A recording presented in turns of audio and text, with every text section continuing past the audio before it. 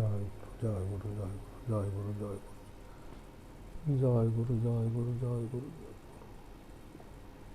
জয় গুরু জয় গুরু জয় গুরু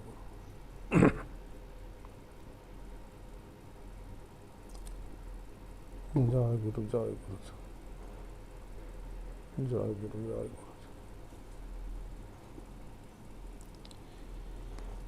नराकार परम ब्रह्म रूपाय ज्ञानहारिणे आत्मज्ञान प्रदानेन तस्मै श्री गुरवे नमः।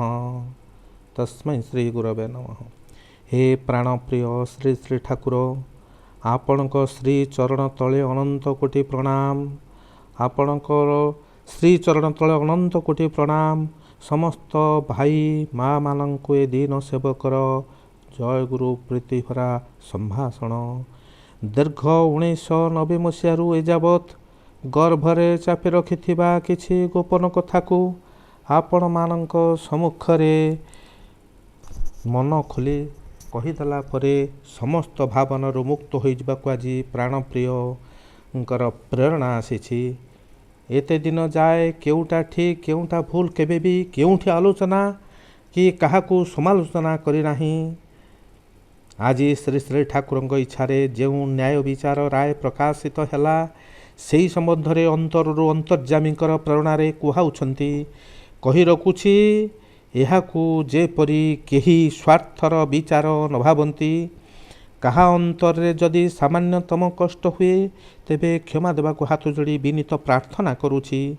प्रथम कथा हला सेवक को स्वीकृति प्रदान करी नित्य प्रातः समय घोषणा करती जे परिचय पत्र रे मु श्री श्री ठाकुर निगमानंद सरस्वती देव को एकमात्र गुरु एवं इष्ट रूपे वर्ण करियछि एवं तांक प्रदत्त जय गुरु सिद्धमंत्र ग्रहण करी नीलाचल सारस्वत संघ पुरी निर्देश रे परिचालित होगापी स्वीकृति प्रदान करुअछि।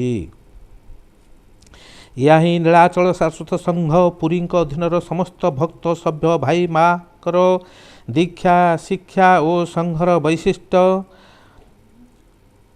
भविष्यत रे कही जेपरी यही शिक्षा और स्वीकृति को भूली जाई भूल रास्तार परिचालित न हुवंती सेतेबेलेर आम प्रिय सम्माननीय परिचालक श्रीयुक्त दुर्गाचरण भाई यही परिचय पत्र पाठ प्रतिदिन करिवार व्यवस्था करथिले।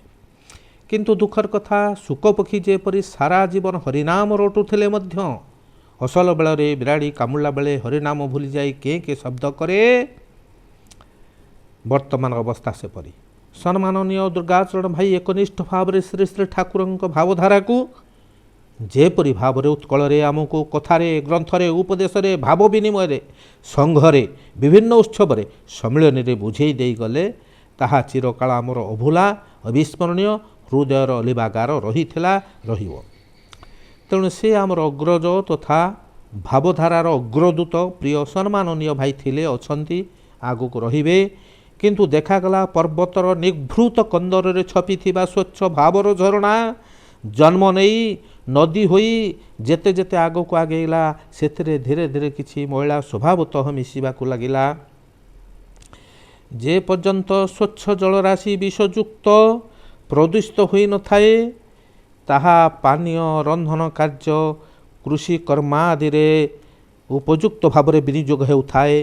मात्र किछि दूर गला परे माया मोहर मैला मिसी जदि मूल नदी अलगा होई शाखा नदी जन्म निए तेबे सेही शाखा नदी कौन आउ मूल नदीर नाम धारण करी परिचित हुए कि जेपरी महानदी अलगा होई शाखा नदी महानदी 1 नंबर महानदी 2 नंबर न होई काठजोड़ी देवी नदी इत्यादि नाम नामित होती ठीक सेमिति मूल आर्यावर्त भारतवर्षरु जेते देश अलगा हो गले ताहा आउ भारत 1 नंबर 2 नंबर न होई बरं अफगानिस्तान पाकिस्तान भली नाम परिचित होता।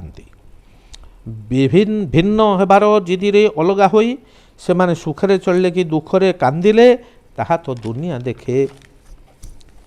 तेबे केही केही जुक्ति देखे कहती स्वर्गरु गंगा को भगीरथ आणला परी श्री श्री ठाकुर भावधारा पवित्र जाह्नवी जल जेहेतु सी आमको प्राप्त कराई तांको आमे पूजा करवा उचित पदक्षेप भारी भल कथा। କିନ୍ତୁ ତାହାଙ୍କୁ ଭଲ ପାଇବାର ଏହା ଆନୁଗତ୍ୟ। କେଉଁଠି ଗଙ୍ଗାଙ୍କ ସହ ଭଗୀରଥଙ୍କୁ ବି ପୂଜା କରାଯାଏ, ଏଇ ଦୀନ ସେବକ ଜାଣିନାହିଁ। ଏମିତିକି ପ୍ରଭୁ ଶ୍ରୀରାମଙ୍କୁ ଜନ୍ମ ଦେଇଥିବା ମାତା ପିତା ଦଶରଥ ବା ବସୁଦେବଙ୍କୁ ଜନ୍ମ ଦେଇ ଦେବକୀ ବସୁଦେବଙ୍କୁ ପୂଜା କରୁଛନ୍ତି କି? ନା ସୁଖଦେବ ଭାଗବତ ଶୁଣେଇଥିବାରୁ ରାମାୟଣ ରଚନା କରିଥିବା ବାଲ୍ମୀକିଙ୍କୁ କେଉଁଠି ଆମେ ପୂଜୁଥାଉ କି? ତେବେ ବଡ଼ କଥା ହେଲା, ଶ୍ରୀ ଶ୍ରୀ ଠାକୁର ନଳିନୀକାନ୍ତ ଦେହରେ ଜନ୍ମ ନେଇଥିଲେ ମଧ୍ୟ ମା ଯୋଗେନ୍ଦ୍ର ମୋହିନୀ ମାଣିକ ସୁନ୍ଦରୀ ପିତା ଭୁବନ ମୋହନଙ୍କୁ ପୂଜିବାକୁ ଠାକୁର କେଉଁଠି ଆଦେଶ ଦେଇଛନ୍ତି କି? ବରଂ ସର୍ବମୟ ଦେବଗୁରୁ ପୂଜିଲେ ସର୍ବାର୍ଥ ସିଦ୍ଧି ହୋଇଥାଏ ବୋଲି ଆମକୁ ବୁଝି ଦିଆଯାଇଛି। ଦୁର୍ଗାଚରଣ ଭାଇ ଏତେ ସ୍ୱଚ୍ଛ ଶୁଦ୍ଧ ନିର୍ମଳ ପବିତ୍ର ଥିଲେ ଯେ ସେ ବାଉଁଶରୁ ଯେପରି ବଇଁଶୀ ହୁଏ ସେପରି ବନି ଯାଇଥିଲେ। ତାଙ୍କ ଭିତରେ ଶ୍ରୀ ଶ୍ରୀ ଠାକୁରଙ୍କର ସୁମଧୁର ସ୍ୱର ଧ୍ୱନି ଏମିତି ଶୁଣାଯାଉଥିଲା ଯେ ଆମ ସମସ୍ତଙ୍କୁ ଗୁରୁ ରୂପୀ ଶ୍ରୀକୃଷ୍ଣଙ୍କ ଆଡ଼କୁ ଆକର୍ଷିତ କରୁଥିଲା। ଯେମିତି ବଂଶୀ ଧ୍ୱନି ଶୁଣି ଗୋପୀଗଣ ଧାଉଁଥିଲେ, ତେବେ ବଂଶୀ କ'ଣ ନିଜେ ବାଜୁଥାଏ କି? ନା, ତାହାକୁ କୃଷ୍ଣ ବଜାଉଥିଲେ। ତେବେ କୃଷ୍ଣଙ୍କ ଠାରୁ ଅଲଗା କରି ଆଉ ଗୋଟେ ଖଟୁଲିରେ ବଇଁଶୀଙ୍କୁ କେହି ପୂଜିବା ଅନ୍ତତଃ ଏ ସେବକ ଜାଣିନାହିଁ।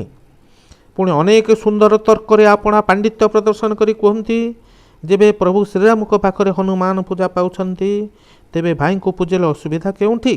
ବାଃ, ସୁନ୍ଦର ଜ୍ଞାନ। କିନ୍ତୁ ଆମେ ଜାଣିବାରେ ଭକ୍ତ ଭଗବାନ ଏକ ଅଭିନ୍ନ। ମାତ୍ର ଆମେ ତ ଗୁରୁତତ୍ଵ ଜ୍ଞାନ ପଢ଼ିଲେ ଅଦ୍ୱୈତଂ ତ୍ରିଷୁ ଲୋକେଷୁ ନା ଅଦ୍ୱୈତଂ ଗୁରୁଣାଂଶଃ ଭାବାଦେତଂ ସଦା କରିଚିତ୍ କ୍ରିୟା ଦ୍ୱୈତଂ ନ କରିଚିତ୍। ଆମେ ନିତ୍ୟ ପ୍ରାର୍ଥନା କରୁ, ତୁମେ ପ୍ରଭୁ ମୁହିଦାସ ଏହି ଅହଙ୍କାର ଏକମାତ୍ରର ଜୀବ ପ୍ରବଳ ସଂସ୍କାର। ତେଣୁ ଏଠି ଅଦ୍ୱୈତ ଜ୍ଞାନ ନୁହଁ, ବରଂ ସେବ୍ୟ ସେବକ ସିଏ ପ୍ରଭୁ ମୁହିଦାସ, ଏ ଭାବ ଉତ୍କୃଷ୍ଟ। ଯେବେ କେହି ଭାବଗଦଗଦ ହୋଇ ଶ୍ରୀ ଶ୍ରୀ ଠାକୁରଙ୍କ ପାଖରେ ଅନ୍ୟ କାହାକୁ ପୂଜା କରନ୍ତି, ତେବେ ବାପ ଆଗରେ ପୁଅକୁ ପୂଜିଲେ ସେ ସମ୍ମାନିତ ହୁଏ ନା ଅପମାନିତ ହୁଏ, ଟିକେ ବିଚାର କଲେ ଭଲ ହୁଅନ୍ତା ନାହିଁ? ଯିଏ ସାରା ଜୀବନ ମାନ ସମ୍ମାନ ଅହଙ୍କାର ପ୍ରତିଷ୍ଠା ଠାରୁ ପୂଜା ଠାରୁ ଦୂରରେ ରହି ନିଜକୁ ଏକମାତ୍ର ଶ୍ରୀ ଶ୍ରୀ ଠାକୁରଙ୍କ କଥା ନୀତି ଆଦର୍ଶ ଭାବଧାରାରେ ଚଳିବାକୁ ଆମକୁ ପରାମର୍ଶ ଦେଇ ବୁଝେଇ ଗଲେ, ଏବଂ ଯିଏ ପରିଚୟ ପତ୍ରରେ ଏକମାତ୍ର ଗୁରୁ ଇଷ୍ଟ ମାନି ଗୁରୁ ଚିନ୍ତାର ଫଳ ଅଧିକ ବୋଲି ଏବଂ ଶ୍ରୀ ଶ୍ରୀ ଠାକୁର ଗୁରୁଦେବ ହିଁ ପ୍ରତ୍ୟକ୍ଷ ବିଦ୍ୟମାନ ବୋଲି ଶିଖେଇ ଗଲେ, ସେ କ'ଣ ଚାହିଁଥିଲେ କି ତାଙ୍କ ପରେ